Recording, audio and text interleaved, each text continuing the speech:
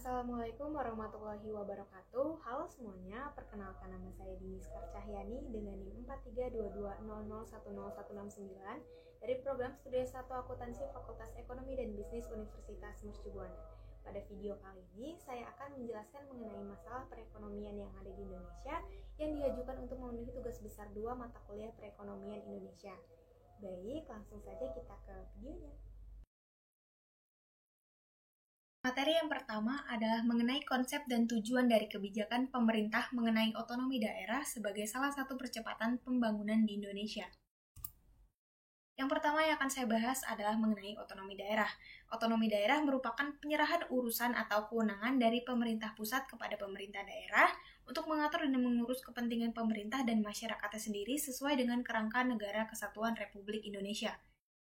Berdasarkan pasal 1 ayat 2 Undang-Undang Nomor 32 Tahun 2004 tentang Pemerintahan daerah adalah penyelenggaraan urusan pemerintahan oleh pemerintah daerah dan DPRD menurut asas otonomi dan tugas pembantuan dengan prinsip otonomi seluas-luasnya dalam sistem dan prinsip Negara Kesatuan Republik Indonesia sebagaimana dimaksud dalam Undang-Undang Dasar Republik Indonesia tahun 1945. Konsep otonomi daerah yang pertama ada penyerahan sebanyak mungkin kewenangan pemerintahan dalam hubungan domestik kepada daerah. Yang kedua, penguatan peran DPRD sebagai representasi rakyat lokal dalam pemilihan dan penetapan kepala daerah.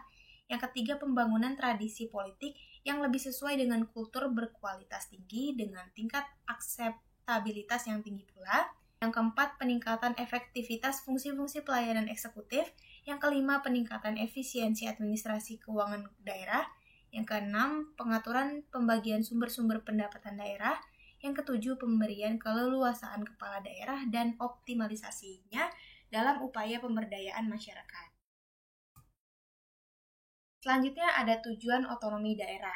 Terdapat beberapa tujuan pemberian otonomi daerah, diantaranya distribusi regional yang merata dan adil, peningkatan terhadap pelayanan masyarakat yang semakin baik, adanya pengembangan dalam kehidupan demokratis, menjaga hubungan yang harmonis antar pusat, daerah, dan antar daerah terhadap integritas Republik Indonesia, mendorong pemberdayaan masyarakat dan menumbuhkan prakarsa dan kreativitas, meningkatkan peran serta masyarakat, dan mengembangkan peran dan fungsi DPRD.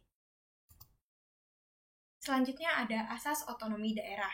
Berdasarkan Undang-Undang Nomor 23 Tahun 2014 tentang Pemerintah Daerah, terdapat 3 jenis asas, antara lain, yang pertama ada desentralisasi, yang kedua dekonsentrasi, dan yang ketiga tugas pembantuan. Desentralisasi. Desentralisasi merupakan suatu bentuk pemberian kewenangan kepada unit atau pengelola dengan tingkat kewenangan yang lebih rendah di dalam suatu struktur organisasi. Tujuannya untuk membentuk delegasi yang mampu mengadakan pengambilan keputusan secara mandiri. Produk yang dihasilkan dari desentralisasi adalah kearifan lokal. Selanjutnya dekonsentrasi. Dekonsentrasi adalah sebuah kegiatan penyerahan berbagai urusan dari pemerintahan pusat kepada badan-badan lain. Dan ada tugas pembantuan. Tugas pembantuan adalah penugasan dari pemerintah kepada daerah atau desa, dari pemerintah provinsi kepada kabupaten atau kota dan desa, serta dari pemerintah kabupaten atau kota kepada desa untuk melaksanakan tugas tertentu dengan kewajiban melaporkan dan mempertanggungjawabkan pelaksanaannya kepada yang menugaskan. Hak daerah. Menurut Undang-Undang Nomor 32 Tahun 2004 Pasal 21, dalam menyelenggarakan otonomi daerah memiliki hak sebagai berikut. Yang pertama, mengatur dan mengurus sendiri urusan pemerintahannya. Yang kedua, memilih pimpinan daerah dan mengelola aparatur daerah. Yang ketiga, mendapatkan bagi hasil dari pengelolaan sumber daya alam dan sumber daya lainnya yang berada di daerah. Yang keempat, memungut pajak daerah dan retribusi daerah. Yang kelima, mendapatkan sumber-sumber pendapatan lain yang sah. Dan yang keenam, mendapatkan hak lainnya yang diatur dalam peraturan perundang-undangan. Materi selanjutnya mengenai identifikasi tantangan dan hambatan di masa yang akan datang dan solusi sebagai sumber daya manusia yang berada di dalam persaingan global saat ini. Persaingan global. Persaingan global adalah suatu bentuk kompetisi tingkat dunia di mana setiap negara berhak untuk ikut bersaing tanpa dibatasi oleh wilayah. Persaingan global dapat mengakibatkan persaingan yang cukup ketat dalam semua bidang. Termasuk di dalamnya adalah bidang pemasaran dan jasa yang berkaitan dengan sumber daya manusia yang dimiliki oleh masing-masing perusahaan yang bersangkutan. Semakin tinggi kemampuan sumber daya manusia yang bersangkutan, maka akan semakin siap menghadapi era globalisasi. Berikut ini peran pengelolaan sumber daya manusia. Yang pertama, memberikan kontribusi strategis bagi bisnis. Yang kedua, mendorong perubahan. Yang ketiga, menetapkan strategi dalam perusahaan. Yang keempat, memerlukan pengambilan keputusan penting. Dan yang kelima, meningkatkan nilai tambah bagi perusahaan. Pembangunan sumber daya manusia yang berkualitas dan unggul turut untuk mendukung kemajuan bangsa terlebih dalam menghadapi era revolusi industri 4.0. Bangsa Indonesia harus menghadapi persaingan dengan kreativitas, inovasi, dan tentunya kecepatan sumber daya manusia. Indonesia harus unggul dalam segala bidang sehingga dapat bersaing secara global.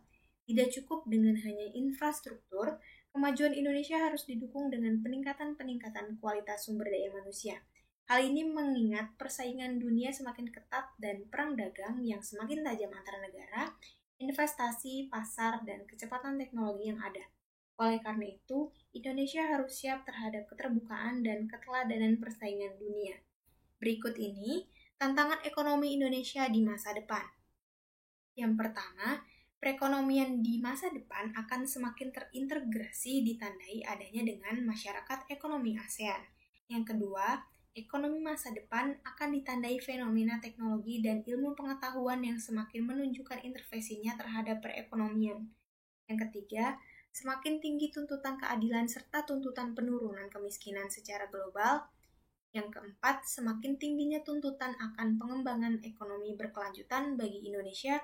Dan yang kelima, dunia tengah merumuskan tataran ekonomi global untuk mendorong pertumbuhan ekonomi yang tinggi, berkeseimbangan, dan berkelanjutan. Selanjutnya, mengenai tantangan perkembangan teknologi informasi dan komunikasi di masa depan. Seperti yang sudah kita ketahui, bahwasannya perkembangan teknologi dan komunikasi akan terus berevolusi. Perkembangan teknologi tersebut sejalan dengan sifat manusia yang tidak akan pernah berhenti untuk bereksplorasi.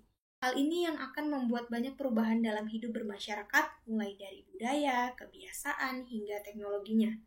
Bicara soal teknologi masa depan, tentu saja tidak akan lepas dari sektor digitalisasi dan inovasi. Tentu akan ada kemajuan informasi dan dunia keilmuan yang mendorong manusia untuk terus berkembang ke arah yang semakin baik di masa yang akan datang.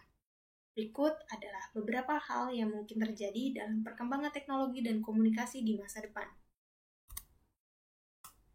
Yang pertama, mengenai munculnya pekerjaan baru. Yang kedua, belajar keterampilan baru. Dan yang ketiga, bekerja dengan robot. Munculnya pekerjaan baru. Era digitalisasi ini tentu saja sangat mungkin terjadi di berbagai sektor, sehingga memungkinkan pekerjaan manusia dapat tergantikan oleh kecanggihan teknologi buatan manusia dan memunculkan pekerjaan baru. Misalnya, jika dulu kita membutuhkan banyak petugas untuk menjaga loket pembayaran pajak, sekarang bisa digantikan secara online. Selanjutnya, belajar keterampilan baru. Munculnya pekerjaan baru tentu saja sejalan dengan adanya keterampilan baru. Pekerjaan baru tersebut menuntut para pekerja harus memiliki keterampilan yang mendukung. Tentu saja manusia tidak boleh kalah dengan teknologi dan digitalisasi. Selanjutnya mengenai bekerja dengan robot. Teknologi di masa depan memungkinkan manusia bekerja dan hidup berdampingan dengan robot yang diciptakannya sendiri. Hal ini membuat manusia harus bekerja sama dengan robot dalam berbagai bidang. Selanjutnya, solusi dalam menghadapi persaingan global di masa depan. Gritty leadership merupakan pola pikir yang membentuk seseorang menjadi individu pantang menyerah, berani, dan konsisten mewujudkan target yang dicita-citakan. Oleh karena itu, mengandalkan bakat saja tentulah tidak cukup. Butuh kerja keras untuk mengarahkan bakat menjadi kemahiran selain memiliki passion. Selanjutnya, mengenai tips agar dapat memiliki sikap gritty leadership. Yang pertama, dengan menerapkan pola pikir berkembang. Untuk menumbuhkan grit di dalam diri generasi muda, perlu memerlukan pola pikir yang berkembang dalam kehidupan sehari-hari. Contohnya, dengan terbiasa menghadapi tantangan dan tidak selalu berada di zona nyaman.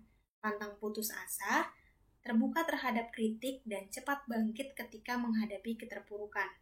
Yang kedua, mengasah kemampuan dan ide-ide yang cemerlang.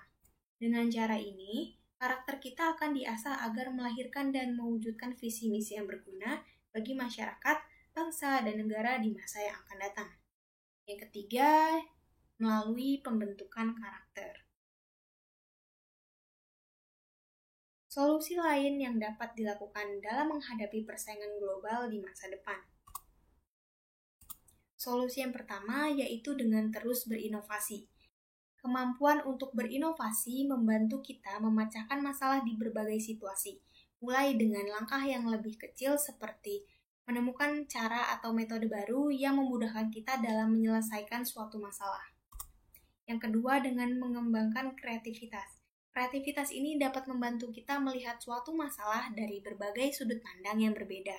Hal ini tentunya akan membantu kita dalam memecahkan suatu masalah yang kita temui di tempat kerja.